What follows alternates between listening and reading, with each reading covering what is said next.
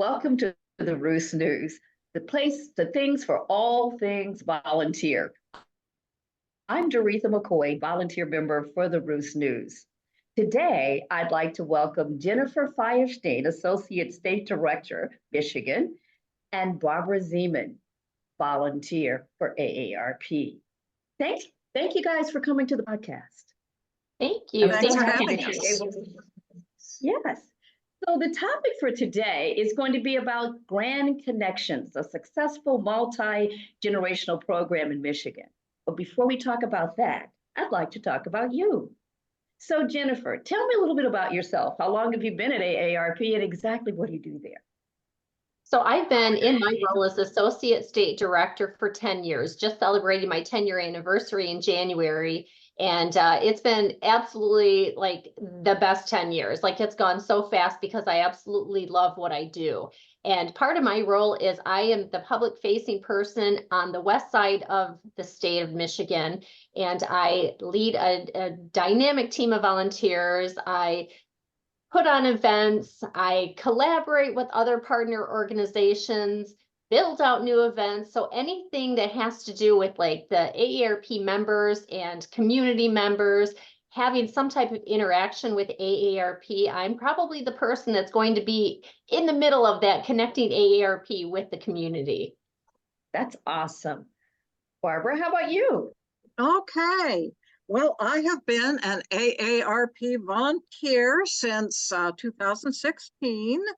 I got involved first as a trainer for the Life Reimagined program, but went on to work AARP on TAP events, which is kind of a social thing where volunteers and other AARP members go to various breweries and socialize and have beer, lots of fun. Also, I worked with my husband on Learn a Latte events. And during the pandemic, John and I did a newsletter to kind of keep people together. And when that was over, we thought maybe people would say, oh, we're meeting in person now and we don't have to do the newsletter anymore. But they said, no, we like the newsletter. And so I am now working with another volunteer, Stephanie Kinney, in doing an online newsletter quarterly. That is so exciting. Yeah, but most important, currently I am working as the AARP volunteer liaison with the Grand Connections program at Grand Valley State University. Awesome. So speaking of that, why don't you tell me a little about Grand Connections? Exactly what is Grand Connections? Okay, well, Grand Connections is an interdisciplinary community engagement initiative that focuses on interactions and understandings among different generations. And it was developed as a partnership between Grand Valley State University and our local AARP organization. And what we hope to do is connect older adults with GVSU students and to build meaningful relationships and share life experiences and skills through things like co-mentoring programs, story sharing, and most recently, a collaborative event with AARP on Valentine's Day. Oh, how wonderful. So how did it get started? Okay. Well, this, I believe, was the 19th year that GVSU has had an Art and Science of Aging conference. But back in 2020, right before everything shut down like thunder for the pandemic, John and I were both AARP volunteers, and we were staffing a table for AARP. AARP usually has a presence at the Art and Science of Aging conference. And John went out into the hall to see some of the students' poster sessions. And he said, these are really cool students. We ought to be doing something with them. Well, of course, very shortly after that conference, everything shut down in 2020. But in the summer of 2021, Jennifer and John and Dr. Jing Chen of the psychology department at GVSU and Dr. Priscilla Kambuko, who is with the School of Community Leadership, got together over Zoom and kind of hashed out what this program might look like. And I believe at some point, Jennifer, you did some publicity on the broader community for that. Yes. A postcard or something. But anyhow, that's how the program got started. And I forgot to mention that a very integral part of this program is a student organization known as SAGE, which stands for Students for Aging and Gerontology Enrichment. And they come out of the psych department, and they are kind of the student component for this program. And older adults are always welcome at all their events and meetings. So Jennifer, Barbara mentioned you did some PR, or how did you get the word out? Yeah, we first started with working with the team of volunteers that we have in West Michigan, starting with them, trying to get them involved. And then we did a postcard to our members in the West Michigan area. And we started out the program where it was like a matchmaking program where there was a class that one of the professors was leading that was multi-generational. So these volunteers and the community members that signed up got matched up with some of the students, and they got to work on some type of project together. They got to decide it, they got to steer the direction of it, and it was very much about collaboration. So maybe it was an opportunity where one of the students knew how to do photography and one of the older adults wanted to learn it. And so it was an opportunity for matchmaking and learning opportunity. So we started with the volunteers that we had and then went out to the larger community to find older adults to do this first initial launch of the program. Right. That is wonderful. So yeah. How long has it been in existence? Well, it's a relatively new program. I think that things probably got up and running. We started designing it in the summer of 2021. I'm thinking the fall of 2021 was when we first sent things out, trying to get the co-mentors for Dr. Chen's perspective on aging class. I have worked 3 times with students. It's a lot of fun. So what was the criteria used to recruit and match people in this program? It really was an opportunity for people. The criteria wasn't so much as far as that they had to meet certain criteria, but they had to have interest, right? They had to they wanted to learn, they wanted to be open to working with college students, learning from them, but also mentoring them in circumstances as well. So the criteria was just truly that you had just a passion for this multi-generational effort and that you wanted to engage in it. Right. This is just so wonderful. It's so exciting, the program itself. So I want to get a little bit more about the matchmaking process and the recruitment process.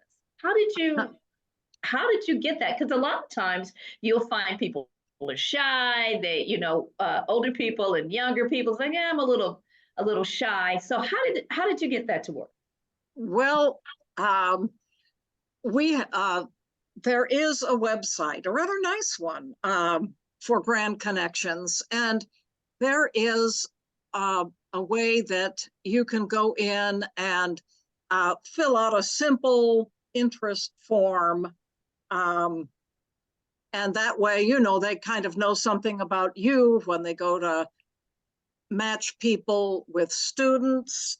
So, you know, I think it really started out as, hey, are you interested? Hey, fill out this form and we will try to match you with a student in the class.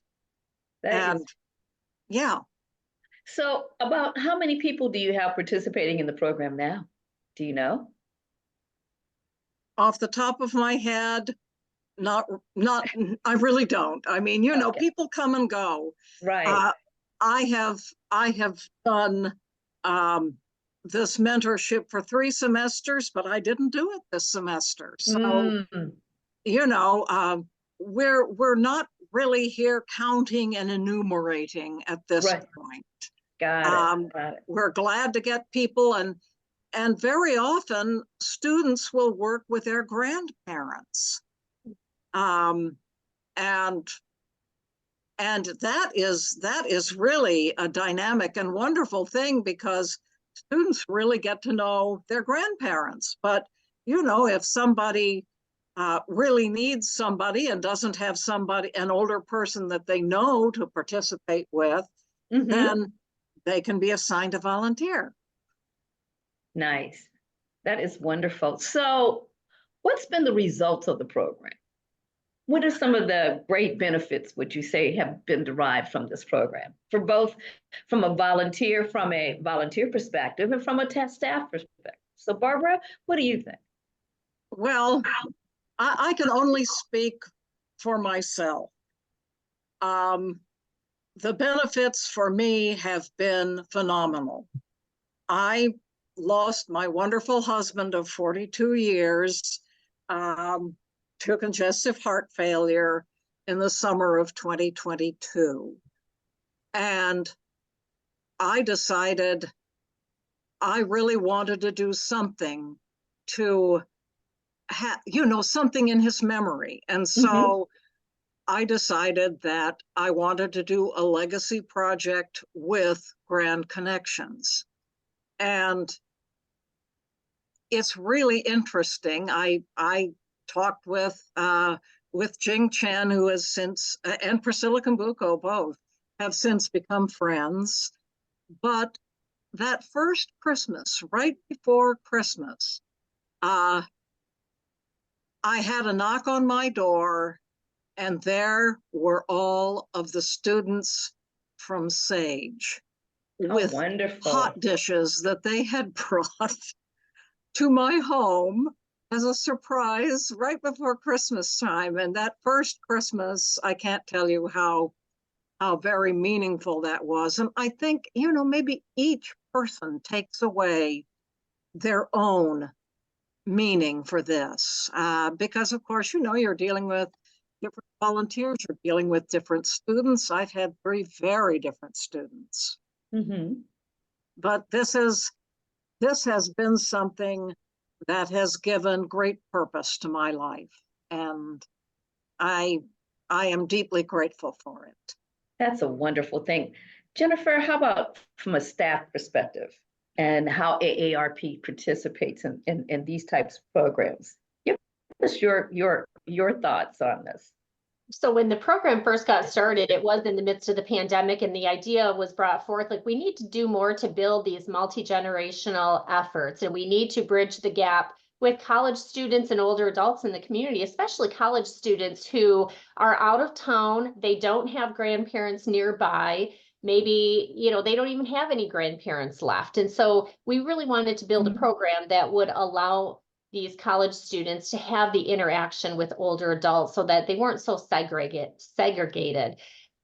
I truly think it's been a phenomenal program to get involved with this. And now AARP has kind of taken more of a supportive role as far as helping to promote it. But Barbara, as a volunteer, and the department at Grand Valley State University, they've really just taken it and run with it. So from a staff standpoint, I work to just provide some support, some marketing support, financial support, But the students, I have to say, have just really embraced this as well. And that's what's exciting to see, is that they have a lot of fun with this. They engage. And the volunteers, some of the volunteers that started at the very beginning of this are still involved, because they have Right. said, so rewarding. It's so great that they just continue with the program. That is wonderful. So would you change anything? Would you do anything to change the program?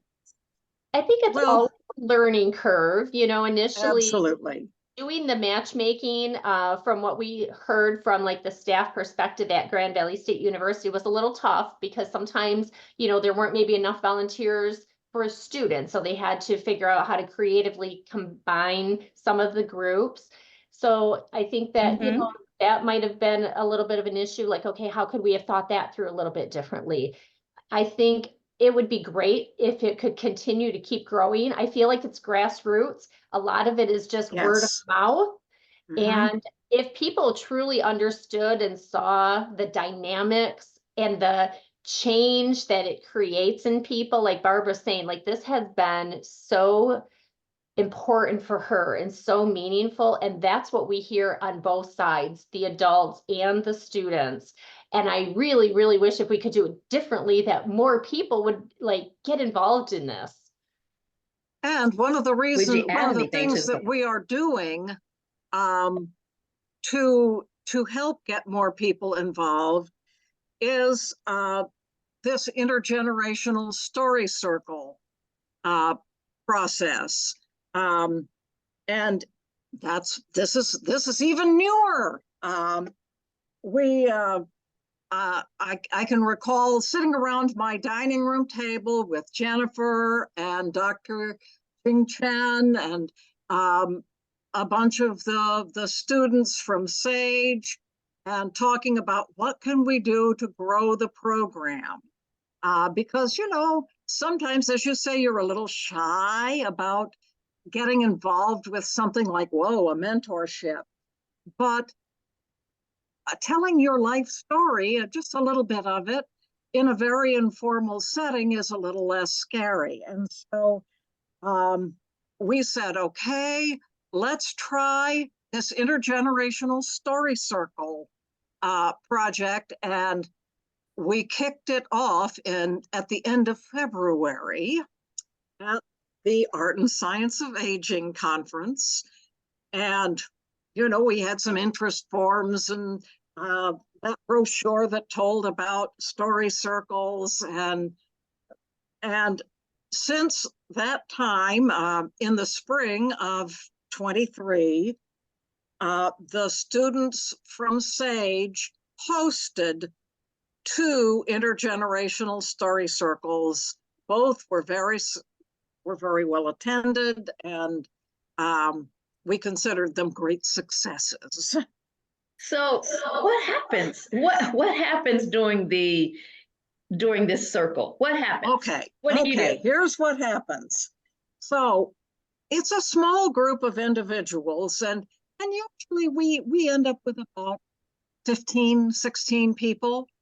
But this group sits in a circle, and it is a group that is part young people, part older people, and they sit in a circle and they share stories, usually from their own life experiences, around a common theme.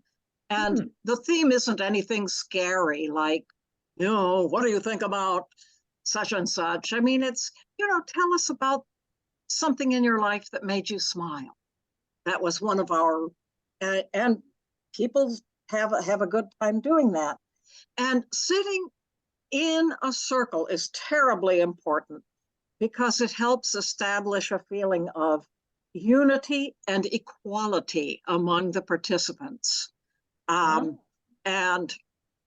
the equality thing, could potentially be a problem with older people who have a lot of experience and younger people who are just starting out. So this first name basis, sitting in a circle, is very important. And we borrow from Native Americans the use of a talking stick. And Ah, yes, the talking stick is passed around the circle, and whoever holds the talking stick has the floor, and nobody is to interrupt them. This gives them permission to tell their story without somebody from the group saying, "Oh, I can relate to that."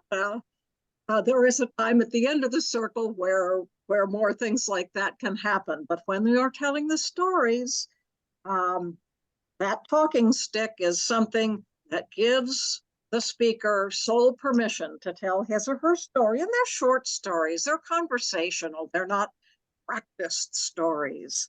But listening is very, very important in this process. It's absolutely as important as telling your own story, really, maybe more so, because that's how you get to know the other people in the group, by listening to what they have. And so what's really cool about this is that you get to know the people in the group on a more human level than you would if you said, well, let's talk about the upcoming election. Or, what, let's talk about some issues. right, Maybe sometime along the way, we certainly haven't gotten there. right, right. But So, this is a more human thing, and it really is fun. well, great, great. So, can you've given us so many great um, peeks into some of the memorable moments of the program, but what would you say is one of your most memorable moments in this program? I bet we agree, Jennifer. I I think we do. Do you want to share the story, or do you want me to, Barbara? Hey, I've been talking. Your turn.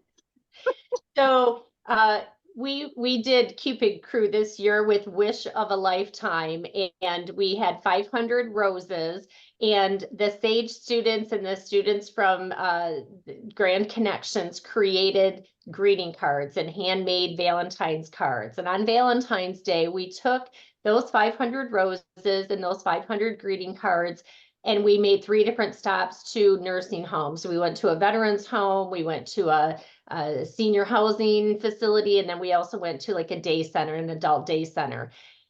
The place that was the most memorable, I mean, all of it was phenomenal, truly, because the students were there with the volunteers. We were dressed, in our Cupid Crew attire, holding our roses, holding the cards.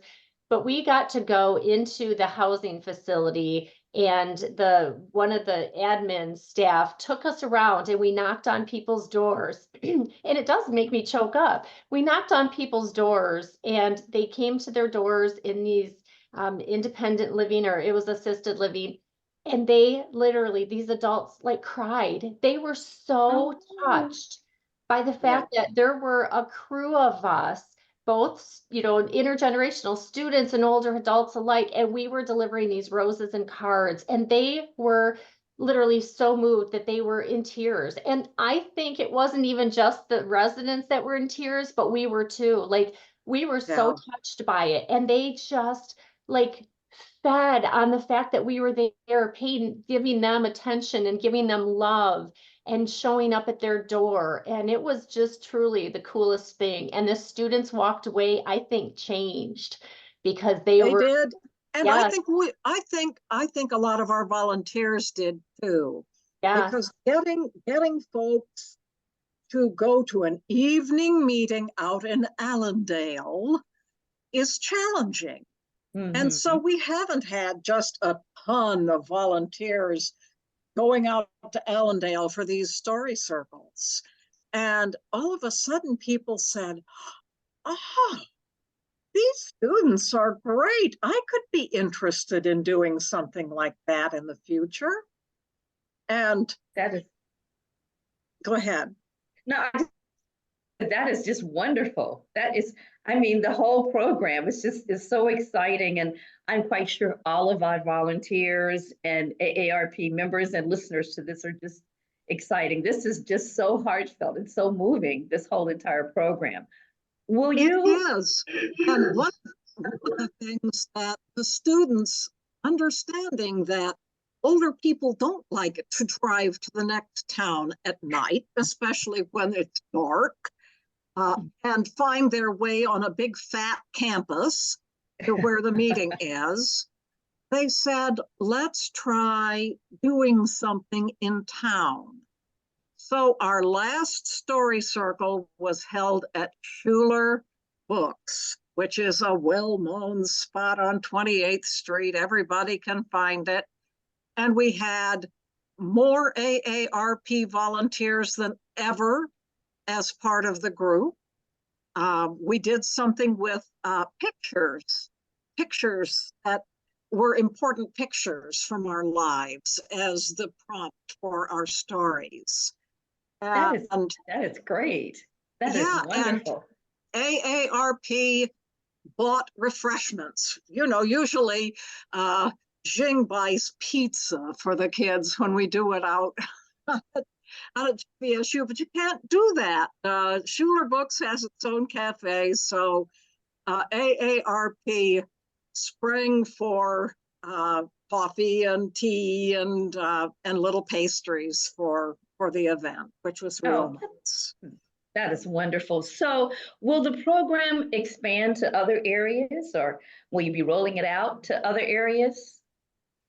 That's a good question. What I think we will be doing is that Jennifer and I, over the summer when things aren't as busy for Jing and Priscilla, we'll be getting together with them. I know Priscilla says, I'd like to see this program grow. And so I think we'll be talking about a couple of things.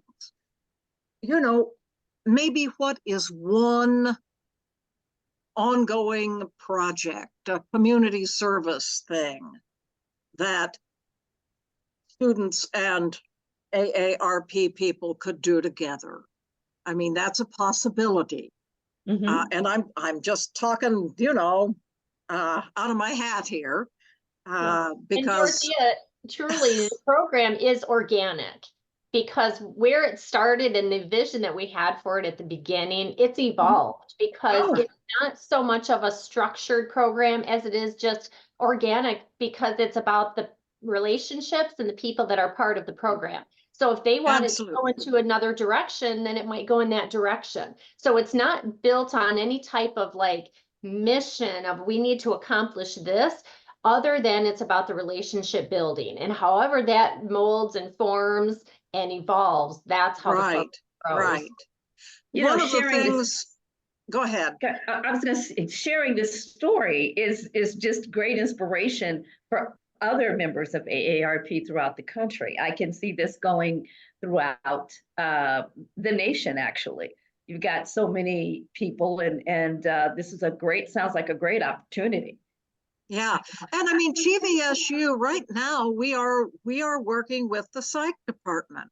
Mm-hmm. And I frankly think starting with one department is a real good idea, because these big universities, you know, if you try to take on the whole thing all at once, that could just be overwhelming. But one of the things that I did when we were afraid that we might not get enough students to be in our first story circles was I went back to the department where I had been an adjunct at GVSU. And I had taught a course called story making, and I went in and talked about story circles, hoping to get some of those students to get extra credit, come and be part of the story circle. I don't think many did, but at least they got to know about it. And so, you know, there's a possibility of maybe expanding into other departments if there is the interest. That is wonderful. What a beneficial and meaningful program for the multi-generational focus. It's just so wonderful. In conclusion, what I'd like to do, or for our audience regarding this program, what else would you like to share with the AARP staff and volunteers? Okay, well, I wrote some stuff down. You know, I think Jennifer kind of alluded to the fact this is not a program that is going to be taking off like a skyrocket and being a huge, huge thing all to begin with. That a lot of it has to do with those interrelationships. So it is a worthy partnership program, but it requires time and patience. It's not a slam dunk, real easy thing. If you want to do a program like this, you are going to have to find a contact at a local college or university. We were lucky.